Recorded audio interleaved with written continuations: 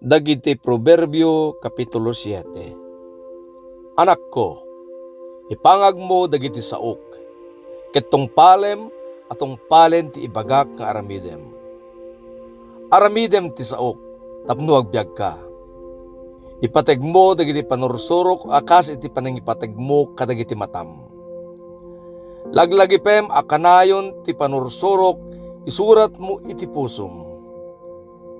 Ibilang mo ti kinasirib akas kabsat mo a babae, ken sirmata akas kasingedan agayem mo. Ilisida ka iti asawa iti sabali ken iti babae a makakargari iti sauna. Naminsan ti mamawak iti tawa ti balay ko. Nakitak ti adu nga agtutubo nga awan padas na. Nadlaw ko ti maysa nga agtutubo a maag.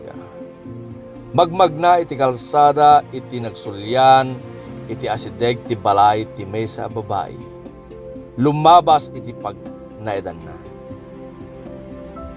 Iti sardam nga pagsipnget ket sinabat ti babae. Nagkawes akas iti balangkantis ken tapanggep na. Natured ken awan babain na. Kanayon a magmagna iti kalsada. Agururay iti sa dino a nagkurusan no dadduma. Adda iti tiyandaan wenno kadagiti kalsada. Inarakop na ti barito sa nainagkan. Pinireng na ket kinunana. Nangidatagak iti daton ko itangal daw. Ket nangilasinak iti karne apaset sakripisyo. Isu arimwarak amang biro ken ka. Sikat isapsapulek ket ita adtoy kan.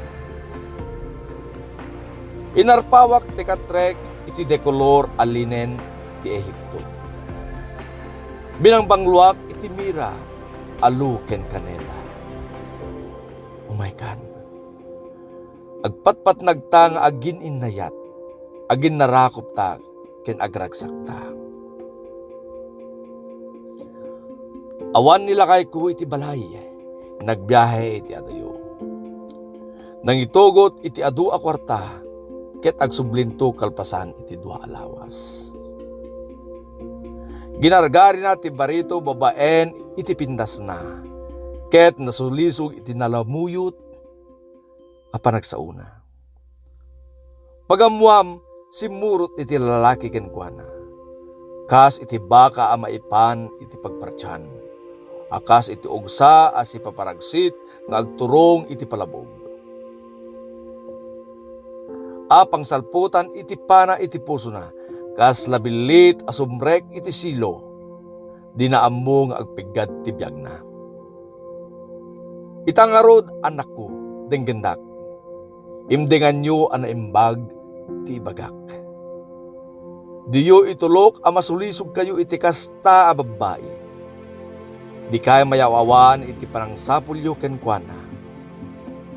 So ti pakaigapwan iti panakadadael ti adu a lalaki ket saan ang mabilang dagiti natay gapu kenkwana.